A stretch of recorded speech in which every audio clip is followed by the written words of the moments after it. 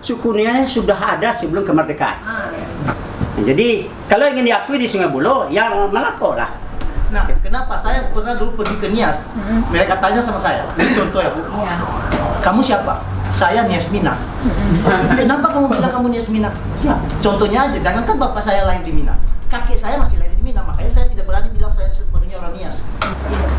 Kalau dia non Islam, dia bisa melapor kepada, karena di Minang kan ada Islam, ada non Islam. Dia kalau dia maunya ya melapor kepada mana, besok kami masuk keluarga. Jadi yang kami akui suku hanyalah suku Nias.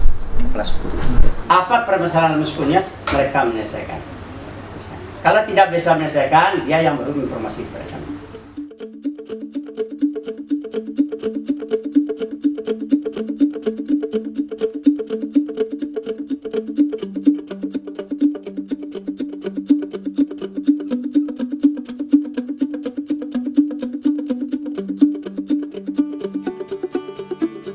Suatu kebanggaan sama Wali Korong khususnya di Sungai Buloh Barat ini. Kenapa? Ya kan, masyarakatnya bisa dikatakan bukan cuma Muslim aja, bukan cuma Minang aja. Dua suku loh yang dijaga. Kalau sempat akur yang dua suku ini luar biasa Wali Korongnya.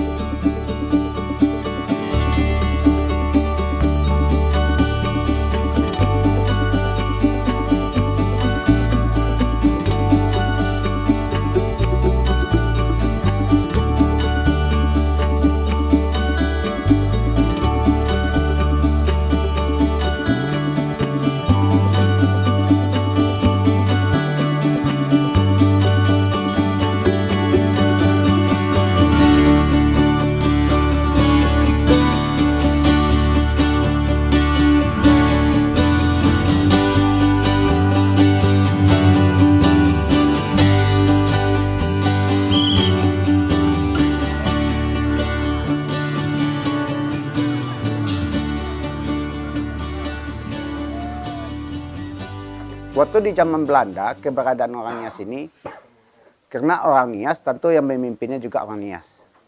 Ya kan? Nah, kenapa orang Nias yang memimpin selalu? Ya, kenapa enggak orang yang dari luar, orang Nias yang memimpin? Sebab bahasa.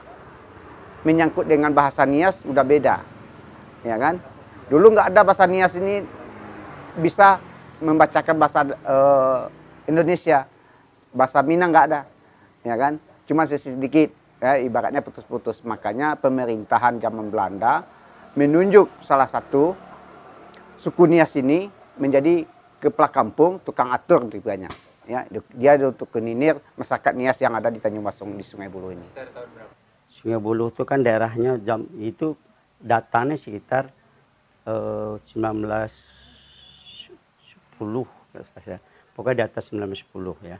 Tapi dia datang ke Sungai Buloh itu karena dia mengolah tanah. Mengolah tanah itu harus minta izin kepada pemuka adat di Sungai Buloh.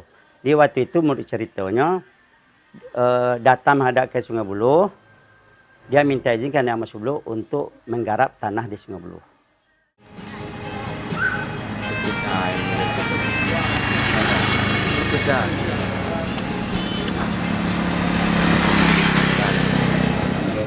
Iya.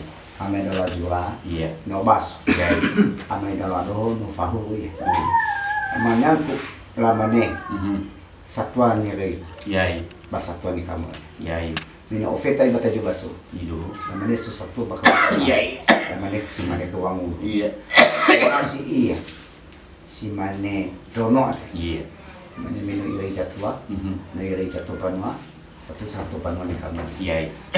tentu mangawli kemangnya wangu dan ya mamani fefu lo hede mamani wis pada tu sebab apa maaf Jadi adat kami yang ada di Padang ini sepertinya campur. Ya, disatukan adat Nias tadi sama adat Minang. Ya. Di Nias ini kalau cara adatnya beda pula. Ya kan? Karenanya cuman adat Nias ini kita nggak pernah ke sana gitu. Ya kan? Kita hanya lahir tuh pada kita di sini. Jadi adat kita Nias yang ada di Kota Padang ini campur. Ada sistem adat Minang, ada sistem adat Nias. Kena salah, higa itu. Asli ni kau mah. Salam dengan dulu. Salam saya dengan lain. Salam dong. Tunggu.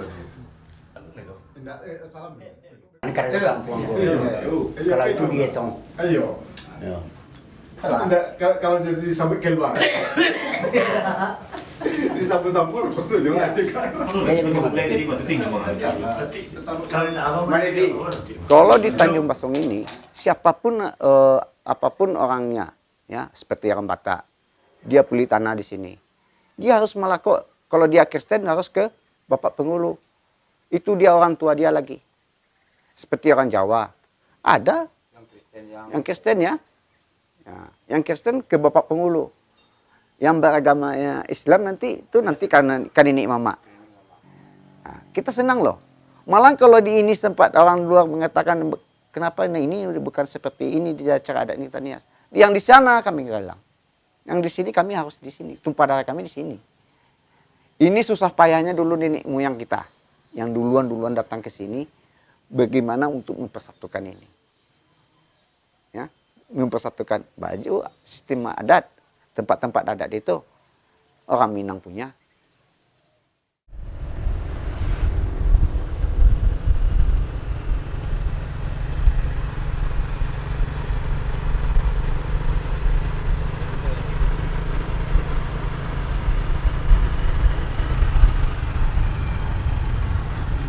Kalau ambil gambar tu. Kira-kira berapa luasnya? Berapa ya? Pemakaman luas lah. Luas Kira-kira termasuk yang ini. Cuman yang isinya dulu kan ini. Iya. Jadi sekitar 100 kali berapa ya? Sekitar 100 kali 50. 50 lah. 100 kali 50. Kalau posisinya dua tempat. Dua tempat. Ada di tempat yang lama di daerah irigasi. Irigasi di sebelah ya di ujung irigasi. Oh, irigasi. Cuman mungkin kalau di Gajangkau sana jauh. Itu kapasitas ada berkisar 120 orang lah. Oh, gitu. Iya. Kalau ini dah berapa lama ini, Bang? Lamanya kuburannya di sini? Kalau dari tahun awalnya tuh Udah tidak bisa kami pun tidak bisa diapakan. Cuma karena ini dari istilah dari nenek dulu moyang. udah ada di sini. Ya. Dan ini pun bapaknya Datuk Orang Mudo. Datuk Raja Mudo. Raja Mudo. Itu namanya ada tuh. Ini D Dalinaso. Ini marganya Harefa. DT ini Datua. Erni Rajo, ini Mudo yang kedua. Jadi singkatan cepatnya Dalinaso Harefa, Datua Rajo Mudo yang kedua. Nah, itu. Lahir berapa itu? Lahir 1935. Tanggal 10 bulan 3 1935.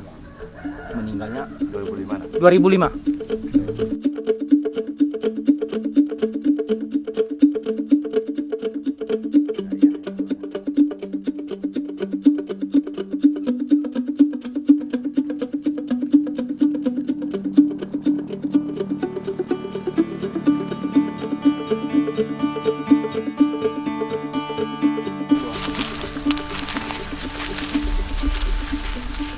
Raban tu lah. Ini orang kan sekali-sekali waktu Natalan. Kau sampai tadi Mandri, Tuhan Neri. Abbas Unit, Neri, Abbas kalau kadangnya penghulu. Sama ayo orang tadi apanya? Waduh di foto cek penguluang. Kami rambut penguluang. Hah? Yang orang tua? Untuk tu lah ngomong.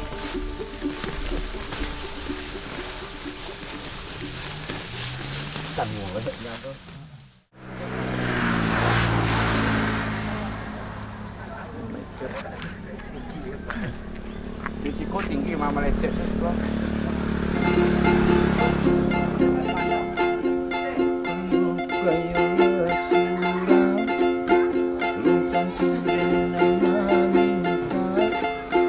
Satuan dua sangku Benai Anyo Simbah Sangku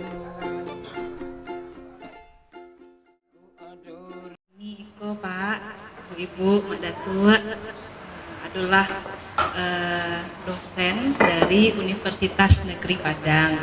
Kebetulan Ambo adalah dosen untuk mata kuliah pendidikan multikultural. Jadi ikut sebuah terobosan sebenarnya.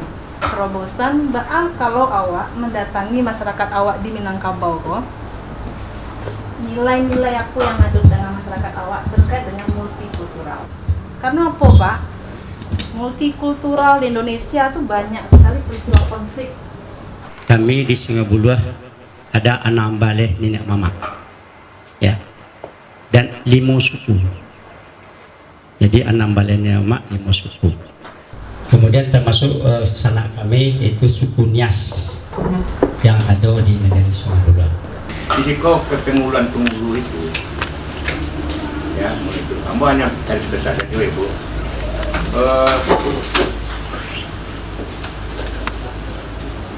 Hanya ada bedanya sedikit.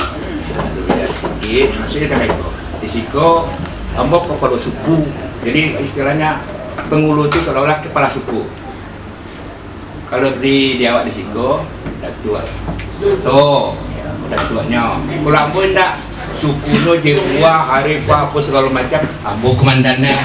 Nah itu bedanya saja. Kalau orang suku Nias ada jelas itu. Kalau ada keluar masuk orang suku Nias, tanggung jawab kepada Mak Datuk, pengurus suku Nias. Apa permasalahan suku Nias, mereka menyelesaikan. Kalau tidak bisa menyelesaikan, dia yang baru informasi kepada kami. Jadi untuk suku Nias kita percayakan kepada pengurus suku Nias. Jadi apa permasalahan, mau kawin, mau apa, dia tanpa izin penunggu kami. Jadi kalau ada suku Nias yang lapor sama kami, mereka kami konfirmasi kepada penghulunya dulu. Kemana penghulunya, baru penghulunya itu. Jadi memang penyelesaian itu bertingkat. Amaknya nih, amaknya Kristen gini. Binantunya, anaknya, anak-anaknya Islamnya tinggal di pertengahan orang Kristen sudah lama. Loh, agamamu, ini puasanya bu. Nggak jadi masalah deh kami. Kadinya datang di keluarga awak kan tipunya kan kandungan semandua itu dihargai ini semandua kan. Ini agamamu yang beda aja kandungan tadi sama aja. Tahu deh itu. Aneh kan Bu ya, satu rumah dua agama. Tapi nggak jadi beda-beda kan.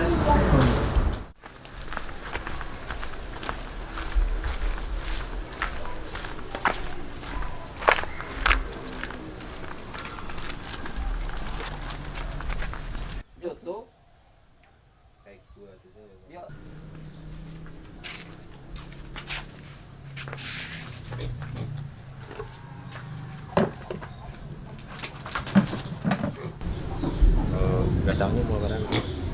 Oh, kalau gadangnya itu ketergantungan bang. Makanannya. Ionya terbagi-bagi kegunaannya mah. Oh, artinya kalau kita di dalam kerapat adat misalnya beralek acaranya kuno. Ya kalau kuno istilahnya harus pakai iko. Ada ketek ya loh. Kalau tibo dialek ketek, kalau awak di Siko indak seperti itu. Kalau dialek kuno kita pakai terkecuali, aku pakai terkecuali seperti nenek mama, seperti ambol nenek mama enak. Kok contohnya kalau baralek bisa dipakai istilahnya kalau meninggal kami atau ambo meninggal, hadeknya harus pakai iko. Ternak babi istilahnya bukan untuk dipergunakan membeli ini segala macam, istilahnya untuk dagang enggak. Untuk hadat artinya kami suku Nias. Enggak lo boleh de paling batiknya 3, istilahnya itu memang untuk hadat. Jadi kalau untuk perselanakan adat sebenarnya itu tidak ada permasalahannya. Enggak ada permasalahannya. Contoh, kalau kena itu kebutuhan adat istiadat Nias, mereka menghalangi, oh ini tidak boleh di sini, tidak. Cuman kita harus saling menghargai. Ya, apapun di sana nanti kita sistem acara kita, ya kan? Sistem acara pesta, kita ngundang kita orang Minang, ya kan? Yang di sekitar kita. Pestanya beda juga, kita bedakan.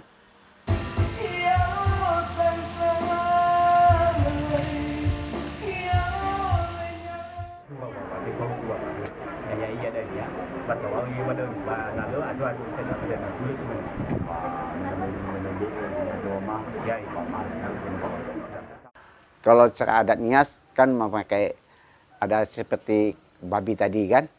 Kalau kita ngundang saudara kita yang di samping yang suku Minang, itu nggak harus di hari itu.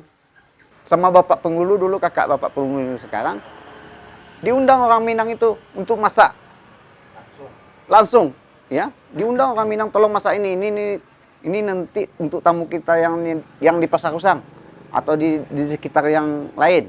Saya ngundang ini, saudara-saudara saya orang Minang. Nah, datang diambil itu. Ibu-ibu orang Minang, tolong masak ini. Sudah kebiasaan bagi kami orang Minang.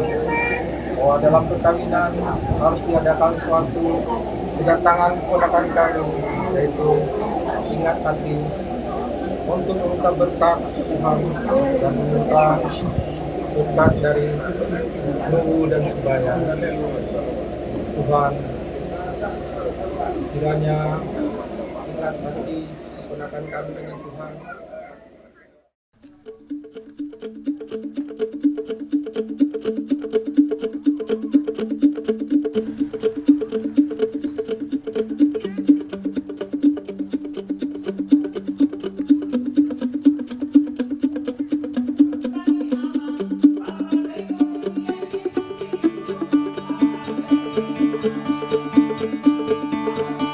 Jemaat kita dari sini mayoritas dulu orang Nias, dan orang Niasnya yang kebanyakan yang lahir dari Tanjung Basung ini. Itulah yang keunikan, mungkin karena rasa memiliki kami, terutama masyarakat Nias akan di sini rasa memiliki yang sangat tinggi, sehingga kami menganggap kami sudah bagian dari negeri ini. Ya, jadi sudah merasa memiliki dan merasa bagian yang sudah harus kami pertahankan, dan itu sudah ditumbuh kembangkan dan dari awal, dari nenek moyang kami sudah ada hal itu kami. Jadi kami tinggal meneruskan dan melanjutkan saja tradisi apa yang sudah dimulai oleh nenek moyang kami.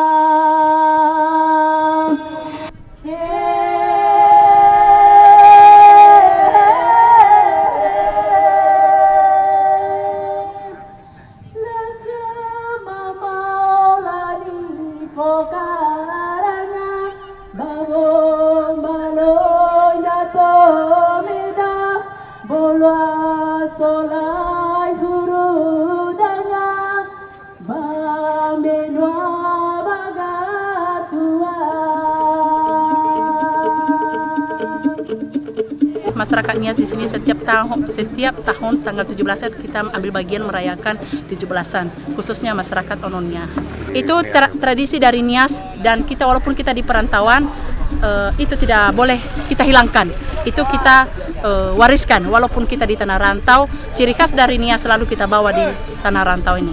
Sukses untuk masyarakat Nias.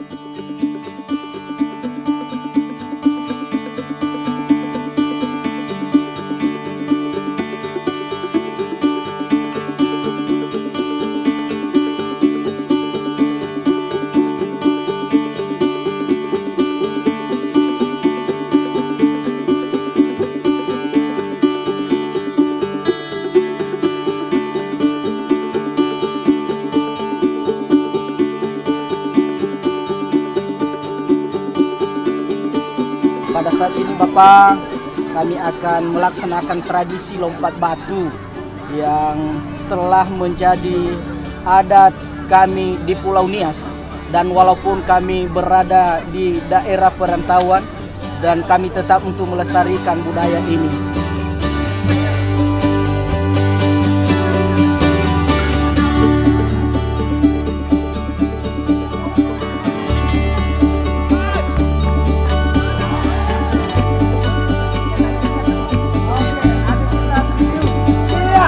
Iya, mantap.